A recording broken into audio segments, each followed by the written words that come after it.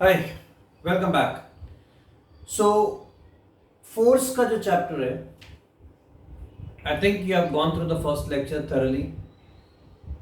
बहुत कुछ करने के लिए इस चैप्टर में नहीं है। You have to only understand the Newton's laws of motion, right. तो उतना ही पार्ट हम लोगों को करना है उसके अंदर में। एंड ठीक है, I hope you have definitely understood the key points, balance forces and unbalance forces, right. अगर दो फोर्सेस को तुम ऐसे लगाओगे तो दे आर बैलेंस्ड। क्यों? Because the net force is still zero. अगर ये भी 10 न्यूटन है, ये भी 10 न्यूटन है, तो क्या बैलेंस फोर्सेस खाली दो ही फोर्स हो सकते हैं? नहीं, they can be because of several forces, right. There is a single point. ये एक ऑब्जेक्ट है, इसके ऊपर में अलग अलग लोग अलग अलग डायरेक्शन से फोर्स लगा रहे हैं। हो सकता है इसका भी नेट फोर्स जीरो हो। If this object is not moving at all, that means all these forces F1, F2, F3, F4, F5 are balanced। ठीक है। अब यही न्यूटन्स लॉज जब तुम लोग 11th एंड 12th में मेरे साथ आओगे, मतलब जो लोग आओगे, जितने इतना दिमाग लेप के आ पाएंगे, यहां पर इन फोर्सेस को we actually bifurcate them into the different components. इनके कंपोनेंट्स बनते हैं। कैसे कंपोनेंट्स बनते हैं एक प्लेन के अंदर में? अब दिस इज ऑलमोस्ट वर्टिकल, तो इसको वर्टिकल रहने दो। सो देखोगे तो हर एक फोर्स को हम लोगों ने दो पार्ट में डिस्ट्रीब्यूट कर दिया है। अ हॉरिजॉन्टल, ये देखो, ये इसको बैलेंस कर रहा है, ये वाला इसको बैलेंस कर रहा होगा। अब इट इज नॉट नेसेसरी कि दिस इज बैलेंसिंग दिस। ये वैल्यू मान लो 5 आ रही है, ये मान लो 10 आ रही है, ये मान लो 7 आ रही है, ये 8 आ रही है। तो देखो हॉरिजॉन्टल में this 8 + 7 is 15 and this 10 + 5 is 15। Same way vertical में देखो तो ये फोर्स, ये फोर्स, ये फोर्स नीचे से ऊपर लग रहा है एंड ये दोनों फोर्सेस ऊपर से नीचे लग रहे हैं। इनका भी टोटल रिजल्टेंट देखोगे तो the vertical forces will balance, the horizontal forces will balance, the net forces zero. So if the forces balance out each other, they are balanced forces. If it is unbalanced, then definitely the object will start moving in a particular direction. ठीक है। फिर इसके बाद में Newton's के laws को मैंने पूरा समझा था एंड एक अपना जो किरदार था, मतलब scientist, with due respect to him, Aristotle मैं बोल रहा था and we it's Galileo, right. तो वो जो एक्सपेरिमेंट था न्यूटन का, first law of motion, the law of inertia, वो पूरा श्रेय, that entire honour goes to not Aristotle for this experiment. Aristotle of course has got his own due respects, तो that goes to basically Galileo, right. वो experiment Galileo ने किए थे and he was the first one to give a good explanation of what should be the what is the meaning of force, right? उसको Newton ने first law में convert किया। Then we saw the second law, rate of change of momentum is force. Momentum क्या होता है? तो mass into velocity होता है। ठीक है। या तो मास ज्यादा है, वेलोसिटी कम है, या वेलोसिटी ज्यादा है, मास कम है। इंपैक्ट हमको चेक करना है, तो that's momentum. And rate of change of momentum, delta p by delta d, that's force, right. So this also we saw last time. ठीक है ना। ये तुम्हारा इंपॉर्टेंट डेफिनेशंस में से है, इंपॉर्टेंट डेफिनेशंस में से है। सो फर्स्ट लॉ क्लियर है, सेकंड लॉ भी क्लियर ही है, delta P by delta T, that is final momentum minus initial momentum by time, mass into final velocity minus mass into initial velocity by time, m into v minus u by t, v minus u by t is acceleration, so mass into acceleration. तो force is delta P by delta T और mass into acceleration kg metre per second square, that's the unit of it. 1 kg metre per second square is also known as newton, ये इसकी unit हो जाती है। Third law, action and reaction equal in magnitude, opposite in direction. And fourth law, that the summation of all the initial momentum is equal to summation of all the final momentum, m1 u1 plus m2 u2 plus m3 u3 plus m4 u4 is equal to m1 v1 plus m2 v2 plus m3 v3 plus m4 v4। और इसके ऊपर में मैंने एक तुमको numerical भी करके दिखाया था कि वो न्यूमेरिकल तुम कैसे कर सकते हो। Now with all this understanding, तुम्हारी बुक के अंदर में एक छोटा सा law of conservation of momentum का एक स्लाइड छोटा सा प्रूफ भी है, वो भी देख लेते हैं। And what else, I don't know, मतलब I will just have a look at it. मेरे ख्याल से और कुछ नहीं है, उसका तो न्यूमेरिकल्स ही हैं। Numericals of course constitute the major part of the chapter. ठीक है। तो मान लो मेरे पास में दो ऑब्जेक्ट्स हैं, ए एंड बी। ठीक। अब ये किस डायरेक्शन में मूव कर रही है? दे can be moving in the opposite direction, they can be moving in the same direction, कुछ भी हो सकता है, ठीक है। So this is before collision, this is the, and इसका मास ले लो m1, इसका मास ले लो m2, ठीक है, ये ऐसे चल रही है। फिर क्या होता है, ये दोनों कोलाइड करते हैं और फिर अलग अलग डायरेक्शंस में चले जाते हैं, let's say v1 and v2। It is also possible that both of them are moving in the same direction. अब कोलिजन हो सकता है, हो सकता है, हो सकता है, provided velocity of this one is more than this, तभी आके टकराएगा, नहीं तो नहीं टकरा सकता है, ठीक है। तो अब हमको क्या करना है, let's have a look at it. So मैंने पहले फर्स्ट ऑब्जेक्ट को लिया, ऑब्जेक्ट नंबर 1, ठीक है, एंड ऑब्जेक्ट नंबर 1 को का हम लोगों ने देखा what is the initial momentum, तो मैंने बोला initial momentum is m1 into u1। What is its final momentum, तो final momentum is m1 into v1। तो मैंने कहा इसका चेंज ऑफ मोमेंटम कितना हुआ, तो मोमेंटम बदला क्यों, बिकॉज कोलिजन हुआ। Why did the momentum change, because of collision. Collision ही नहीं होता तो मोमेंटम बदलता ही नहीं, तो momentum change because of the collision. So this momentum is, I can further write it as before collision, and this momentum is after collision. So what is the change in the momentum? So I say final momentum minus initial momentum, that is equal to m1 v1 minus m1 into u1. ये change of momentum आ गया। Now if I ask you what is the force on one, object number 1 का है ना momentum, ये तो object number 1 का, तो force on 1, इस पे force लगा क्यों, इसका मोमेंटम बदला क्यों, क्योंकि इसमें फोर्स लगा। Why did the momentum of object 1 change, because उस पे फोर्स लगा। किसने लगाया फोर्स, ऑब्जेक्ट नंबर 2 ने। So force on 1 by 2 is given by delta P by delta t. Delta p कितना, m1 v1 minus m1 u1 divided by time. Delta t को t2 minus t1 को मैं t ले रहा हूं, ठीक है, ये आ गया तुम्हारा पहला, ठीक है भाई। अब आ जाते हैं सेकेंड ऑब्जेक्ट पे। What is the second object, second object में what is the initial momentum pi dash, so m1 into m2 into u2। What is the final momentum, m2 into v2। Before collision, after collision, यहां भी लिख देना, this is before collision, after collision. So what is the change in momentum of the second object, तो it is final momentum minus initial momentum, final momentum minus initial momentum. So this is equal to m2 into v2 minus m2 into u2।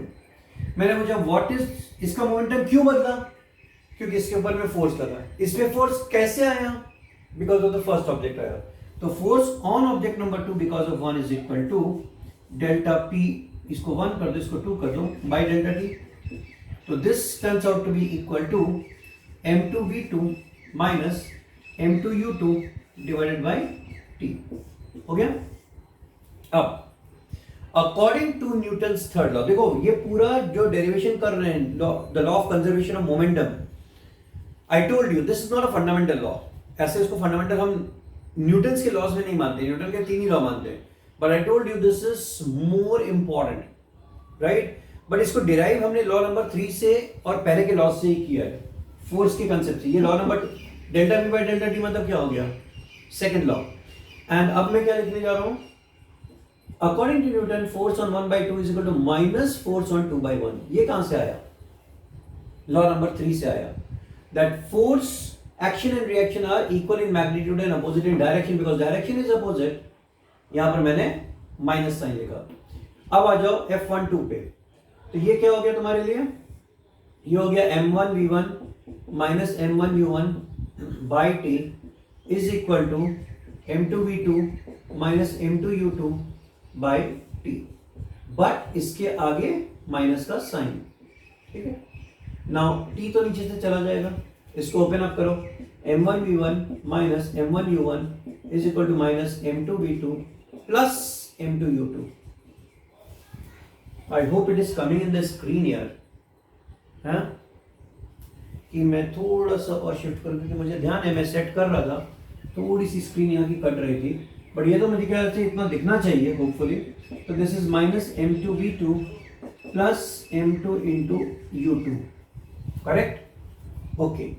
अब क्या करो, ये minus को यहाँ लेके आओ, ये माइनस यहाँ ले जाओ, तो I will get m1v1 plus m2v2 is equal to m1u1 plus m2u2। इसको सेट कर दो, u1 को इधर ले आओ, m1u1 plus m2u2 is equal to m1v1 plus m2v2। मिल गया? देखो यही तो था। This is what, this is sum of initial momentums is equal to this is what, sum of final momentum, right? Sum of final momentum. This is exactly what is law of conservation of momentum. So you can therefore, अगर exam में आ जाए, prove the law of conservation of momentum, एक छोटी सी figure बना दो। Figure को भी ऐसे है कि बिफोर एंड आफ्टर, यही फिगर बना, बिफोर वाले में u1 u2 दिखा दो, सेकंड वाले में v1 v2 दिखा दो, ठीक है? एक भी बनाओगे तो चलेगा ऐसे, तो या बुक ही बना दो, whatever you want, and then you write down this entire thing the way I have written it. ये तुम्हारा proof of law of conservation of momentum हो गया, ठीक? So pause it, copy it down, ये सब लिखना, पूरा ये सब लिखो, otherwise you will mess it up. Now we go to, तुम्हारी बुक कहाँ चली गई है? तो 10th की दिख रही है, 12th की दिख रही है, 9th की यहाँ पर है मेरे पास में। Okay. Now if I look at it, इसमें एक बार हम लोग, अच्छा इसमें वो भी देखा था हम लोगों ने, एक छोटा सा क्वेश्चन, कौन सा? इम्पल्स वाला। इम्पल्स क्या था? Force into time that was equal to delta p, right? Change of momentum itself was given as impulse, change of momentum itself was given as impulse. तो तुम्हारी बुक में अगर मैं देखूं तो देखो, balance and balance, I think we have I have clarified it out to you. Galileo's experiment हो गया है, Newton's first law of motion हो गया है, इनर्शिया एंड मास मैंने तुमको बता दिया था, सेकंड लॉ आ गया, उसका प्रूफ भी आ गया, राइट? एंड देन मोमेंटम वाली बात, थर्ड लॉ ऑफ मोशन भी आ गया, वो गन का, रोइंग का, वो सब आ गया तुम्हारे पास में। फिर law of conservation of momentum, ये फिगर बनाना ही तो बना सकते हो, है ना? बुक में बनी हुई है, that is been drawn. And what else? Friction है? नहीं है। चलो, तो यहाँ पर तुम्हारा मामला खत्म हो जाता है। So I have got a lot of sums to be solved in this chapter, ठीक है? क्योंकि तुम्हारी बुक में काफ़ी सारे इसमें सम्स बने हुए हैं। तो let's pick on those numericals, that's the key to the chapter, that's the key to the chapter. Okay, random pick करूं? मैं सब कुछ नहीं करा रहा हूं, यहाँ पर सिर्फ न्यूमेरिकल्स कराने वाला हूं, right? And that is important to us. So let's pick it up. पता नहीं, मैं पहले रैंडम पिक करता हूँ, ठीक है? जो मुझे लग रहे हैं कि पहले मैं करा दूँ, and then I can pick up the smaller ones, right? Okay, चलो मैं रैंडम ले रहा हूँ, तो ये नंबरिंग रैंडम होगी। फाइनली तुम एक नोटबुक में सब कुछ लिखोगे, and I will ask you to submit also by the way, ठीक है? तो I am picking up directly the 16th one first. An object of mass 100 kg, an object of mass 100 kg is accelerated uniformly from a velocity of 5 meter per second to 8 meter per second, from an initial velocity of 5 meter per second to the final velocity of 8 meter per second, and the time taken for this is equal to 6 seconds. Calculate the initial momentum, ये ढूंढना है हमको, final momentum ये ढूंढना है हमको, and हमको force भी ढूंढना है exerted on the object. Now, अगर तुमने देखा होगा मैंने कैसे काम किया, what do I do is, as I keep on reading the numerical, मैं उसके साथ साथ ये सब लिखता जाता हूँ, right? And this is exactly the way you have to write it down. तभी तुमको ये आइडिया लगेगा कि क्या हो रहा है। 100 kg का ऑब्जेक्ट है, उस पर कोई फोर्स लगा रहा है, तभी उसकी वेलोसिटी जो पहले थी 5 उससे बढ़ के हो गई 8। यू कैन इमेजिन, एक बच्चा दौड़ रहा है, ठीक है? अब 100 kg का बच्चा दौड़ रहा है और तुमने पीछे से ऐसे धक्का मारा, तो जब तुम फोर्स लगाते हो तो उसकी वेलोसिटी और बढ़ गई, in the same direction you are applying the force, and we find that this velocity becomes this after 6 seconds. यानी कि जो एप्लीकेशन ऑफ फोर्स है that is happening for 6 seconds. 6 second तक तुम उसको धक्का मारते रहते हो ऐसे, ठीक है? तब जाकर के उसकी वेलोसिटी 5 से 8 हो जाती है। Then find out the initial momentum. So initial momentum, mass into initial velocity, 100 into 5 that is equal to 500 kg meter per second, ठीक है? फिर final momentum m into v, 100 into 8 that is equal to 800 kg metre per second. फिर बारी I what is force. अब force के मेरे पास दो रास्ते हैं, मैं दोनों दिखाता हूँ। पहला है delta p by delta T. So this is final momentum minus initial momentum by time. Final momentum minus initial momentum by time 6 seconds. So this is equal to 300 by 6. That's equal to 50 Newton. एक तरीका ये है मेरे पास, एक और तरीका है यही सम करने का। वो क्या करेंगे हम लोग दूसरे वाले पार्ट में, we will use mass into acceleration, ठीक है।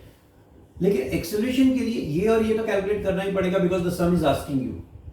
बट अगर सम में ऐसा नहीं लिखा होता और लिखा होता खाली फोर्स कैलकुलेट करो, तो तुम्हारे पास एक और तरीका एग्जिस्ट करता है, and that is find out acceleration first. Acceleration is v minus u by t. तो final velocity minus initial velocity by time 6 seconds। So ये हो गया 3/6, ये हो गया 0.5 मीटर पर सेकेंड स्क्वायर। हो गया। Now write down force is equal to mass into acceleration.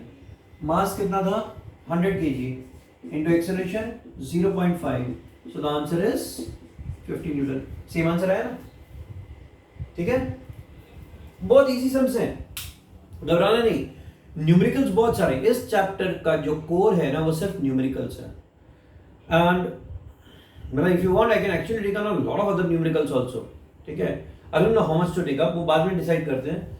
But पहले बुक के तो करें, बुक में इटसेल्फ काफी सारे दिए हैं बाय द वे, राइट। एक कम नहीं दिए, they have given you a lot of them. So I think pause it, copy it, right.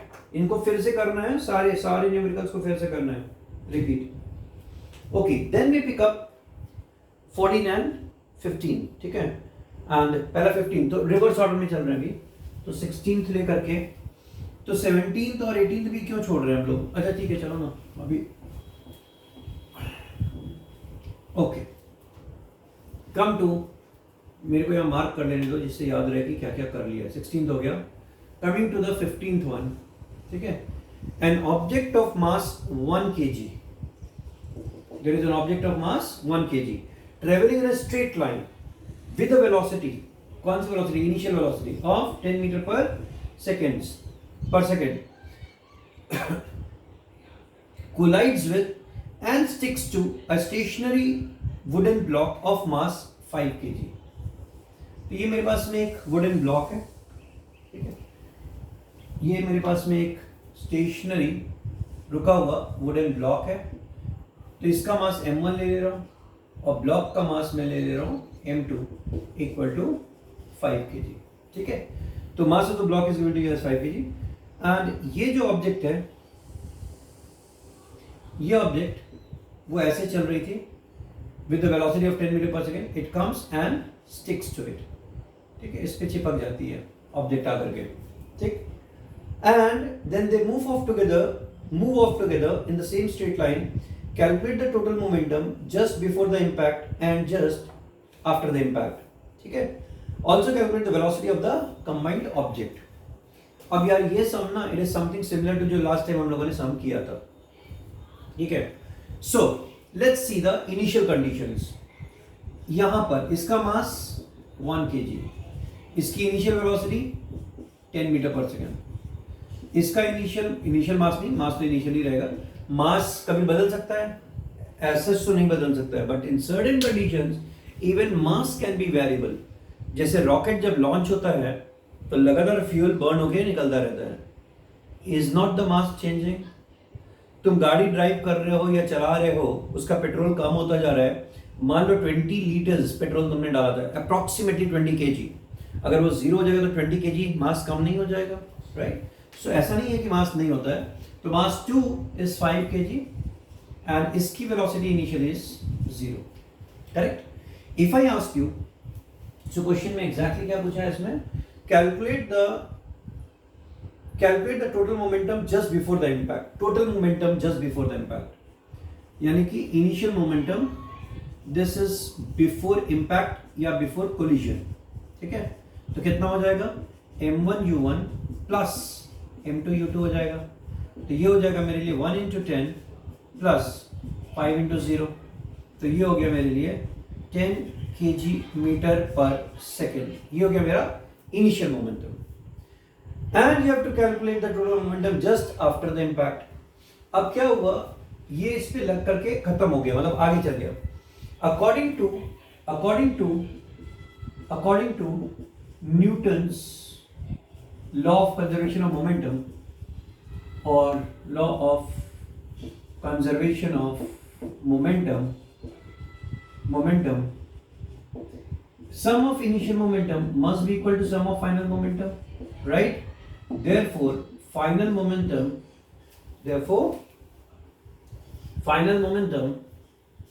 यहाँ पर Pf is equal to sigma Pi is equal to, same answer आएगा 10 kg metre per second. ठीक है, तो ये answer number 1 हो गया, ये आंसर नंबर 2 हो गया. फिर क्या पूछा है उसने, फिर पूछा है calculate the velocity of the combined object. Now we know that as sigma pf is also equal to 10, तो what is sigma pf, m1 into v1 plus m2 into v2 is equal to 10, correct? but mass v1 but velocity, एक बार चिपक गई object तो they are moving with a common velocity v. So but v1 is equal to v2 is equal to v. Therefore m1 into v plus m2 into v is equal to 10. Therefore m1 plus m2 into v is equal to 10. मास 1 कितना है 1 kg, मास 2 कितना है 5 kg, into velocity कितनी है v is equal to 10. So v is equal to 10 by 6, that is 5 by 3 meter per second. So that's your third answer. समझ में आ गया? First initial momentum कितना है, फाइनल मोमेंटम कितना है, and what is the common velocity by which both of them are moving. ठीक है, sums अगर ढंग से उसको रीड करोगे, फॉलो करोगे तो समझ में आएगा, और ऐसा नहीं करोगे तो यही सम्स इतने मुश्किल लगेंगे कि you will not be able to solve it. Right, sums are, again I am repeating, they are easy in nature provided you are able to see through them, कि क्या वो लोग बोलना चाह रहे हैं. ठीक है, चलो कम टू क्वेश्चन नंबर 14. ये वाला भी हो गया, इसको भी टिक कर लो. 14 पे आओ. 14 पे a bullet of mass 10 grams. So I have got a bullet of mass is 10 grams, that is equal to 10 by 1000 kg. हर चीज को SI यूनिट में कन्वर्ट करते हैं, यानी कि मास को मेजर करना है kg में, डिस्टेंस को मेजर करना है मीटर्स में, टाइम को करना है सेकंड में, करंट आएगी तो उसको एम्पियर में. एक्चुअली 7 फंडामेंटल क्वांटिटीज होती हैं. I know we have not done all these things. Temperature को केल्विन में, मास को मोल में, एंड ल्यूमिनस इंटेंसिटी लाइट को कैंडेला में. ऐसी 7 बेस यूनिट्स होती हैं. हमारी दुनिया में अभी फिलहाल 3 ही चलेंगे, mass, length and time, MLT. Mass KG, length metre, time second. So this becomes equal to 0.01 kg. ये mass of bullet है. Is traveling in a straight line with a velocity of 10 meter per second. With a velocity of 150 meter per second, strikes a stationary wooden block and comes to rest in 0.03 seconds. तो इसकी velocity दी हुई है 150 metre per second. अब देखो इस बार सम में एक change है, बताता हूँ क्या चेंज है. इस बार मेरा वुडन ब्लॉक फिक्स है, मूव नहीं कर सकता है, करेक्ट. और ये मेरी बंदूक की गोली है. ये गोली आएगी, इसको लगेगी और इसके अंदर में ऐसे करके पेनिट्रेट कर जाएगी और फाइनली ये डिस्टेंस पे आके मान लो रुक जाती है. ठीक है, तो यहाँ पर ये लिखा हुआ है कि it is coming to rest in, और यहाँ तक आने में इसको टाइम लग रहा है. The time it takes 0.03 seconds में वो बुलेट रुक गई. Calculate the distance of penetration of the bullet into the block and also calculate the magnitude of the force exerted by the wooden block on the bullet. On the bullet, by the block, on the bullet, दोनों एक ही चीजें हैं. Bullet block पे लगा रही है, block bullet पे लगा रहा है फोर्स, राइट, F12. बट हमको 2 चीजें करनी है इस बार. एक तो ये डिस्टेंस भी कैलकुलेट करना पड़ेगा, ये कितना है. ठीक, अब सोच के देखो, मेरे को सम सॉल्व करने में मोशन में 3 क्वांटिटीज की जरूरत पड़ती थी आउट ऑफ द 5 क्वांटिटीज. मैंने क्या बोला था तुमको, 5 quantities. Initial velocity u, final velocity v, acceleration a, distance d and time t, 5 quantities है u v a dt, u v a dt। अब अगर पहला वाला चैप्टर नहीं किया है तो ये चैप्टर को बंद कर दो, पहले जाओ पुराने लेक्चर्स को देखो, master out that chapter and then come back, otherwise ये चैप्टर नहीं कर पाओगे। Now out of all the quantities I have got initial velocity and time. एक क्वांटिटी और मिल जाए तो काम चल जाएगा, और पता है क्या है, तुम्हारी बुलेट रुक जाती है, यानी कि final velocity is given to you as 0 of the bullet, correct. अगर मेरे पास ये 3 क्वांटिटीज आ गई तो I can actually find out everything that I want to, ठीक है। Let's calculate it. सबसे पहले मैं करता हूं v is equal to u plus at। तो पहले मैं ये रेजिस्टिव फोर्स, ये एक्सेलरेशन रिटार्डेशन है, नेगेटिव आना चाहिए। Let's find it out. तो 0 इज इक्वल टू u कितना है 150 plus acceleration into time 0.03 seconds, ठीक। तो I get 0.03 into a is equal to -150, इसको इधर ले गया -150। So acceleration is equal to -150 divided by 0.03, this is -150 into 2 zeros more और नीचे 3 आ जाएगा, ये हो जाएगा 3 5 15। सो मेरा एक्सेलरेशन आ गया -5000 मीटर पर सेकेंड स्क्वायर आ गया, ये मिल गया। अब मुझे ये डिस्टेंस चाहिए। Either I use d is equal to ut plus half at square, but वो कब यूज करते हैं, जब u 0 हो तो ज्यादा इजी पड़ेगा, इससे भी आंसर आएगा, you get the same answer, but it is better to use v square minus u square is 2as or 2ad। v कितना 0, u square कितना 150 square, 2 into acceleration -5000 into distance d, ये minus चला जाएगा, ये हो जाएगा 150 into 150 और इसको इसके नीचे ले लो, divided by 2 into 5000 is equal to D. 1212 चला गया, कितना हो गया 225 divided by 100 is equal to distance, therefore the distance is equal to 2.25 metres, right. मैं ऐसे कैसे श्योर हूं कि 2.25 मीटर्स है answer, it's a big distance है 2.25 मीटर्स, जो तुमको दिख रहा है स्क्रीन पे उससे ज्यादा है, वहां तक बुलेट पेनिट्रेट कर जाती है, ठीक है, in spite of such a high resistive value, correct. That's something interesting to watch. ऐसा तो नहीं मैंने कैलकुलेशन में कुछ घोटाला मार दिया, नहीं मारा है, ठीक है, दिख रहा है 150 स्क्वायर ही है, मीटर पर सेकंड दिया है। तो ये हो गया तुम्हारा distance by which the bullet is penetrating. आखिरी काम करना रह गया हमारे पास में, फोर्स कितना लगेगा। तो force on the bullet is equal to mass into acceleration. Mass कितना है 0.01 kg, ठीक है, एंड एक्सेलरेशन कितना, अब यहाँ नेगेटिव की जरूरत नहीं है, this is the force by the bullet, by the block on the bullet into, तो I can take it as 5000, ठीक है। सो ये कितना हो गया, 2 zeros चले गए तो ये हो गया 50 Newton. So that's the force being applied by the block on the bullet, and bye the bullet on the block भी सेम ही है, एक को माइनस करोगे और एक को प्लस करोगे, राइट। क्लियर विद दिस सम, अच्छा लगा ना। सो 3 अच्छे सम्स लिए आज हम लोगों ने। We have to take on more numericals, so we continue with that in the next lecture, right? Chalo, see you, bye.